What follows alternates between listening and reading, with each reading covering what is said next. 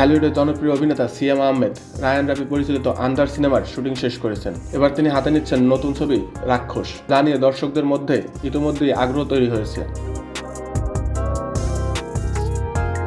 এই ছবির নায়িকা কে হবেন তা নিয়ে বেশ কিছুদিন নানা জল্পনা থাকলেও শেষ পর্যন্ত নিশ্চিত হয়েছে যে কলকাতার অভিনেত্রী ইদিকা পালি থাকছেন নায়িকার ভূমিকায়। খুব শীঘ্রই তার সঙ্গে চুক্তি হবে বলে জানা গেছে।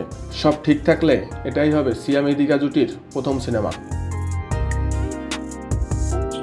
ইদিকা পাল বাংলাদেশি দর্শকদের কাছে পরিচিতি পান সাকিব খানের প্রিয়তমা সিনেমার মাধ্যমে। পরে সাকিবের বিপরীতে বরবাদ সিনেমায়ও অভিনয় করেন এই অভিনেত্রী। সাকিব খানের বাইরে তিনি কাজ করেছেন হাসিবুর রহমান রেজার, কবি, কলকাতার খাদান এবং দেবের সঙ্গে রঘু ডাকাত সিনেমায়। ধীরে ধীরে দুই বাংলাতেই নিজের জনপ্রিয়তা বাড়িয়ে নিচ্ছেন এই অভিনেত্রী।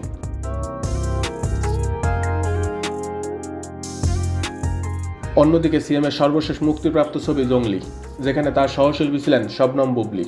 পোড়ামন 2 দিয়ে বড় পর্দায় অভিষেকের পর থেকে বাণিজ্যিক ও কন্টেন্ট নির্ভর দুই ধরনের ছবিতে নিজের অবস্থান শক্তপোক্ত করেছেন সিয়াম আহমেদ।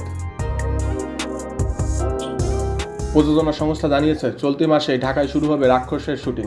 এরপর শ্রীলঙ্কা ও মালয়েশিয়ার বিভিন্ন স্থানে দৃশ্য ধারণ করা হবে। আন্তর্জাতিক লোকেশন ও আধুনিক অ্যাকশনের পরিকল্পনাও রয়েছে এই সিনেমায়। সূত্র জানাচ্ছে 2 সপ্তাহের মধ্যে ক্যামেরা রোলিং শুরু হবে।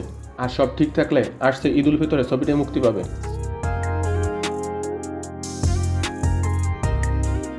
মিনাস্ট্রি 2 ওয়ার্ল্ড নিউজ।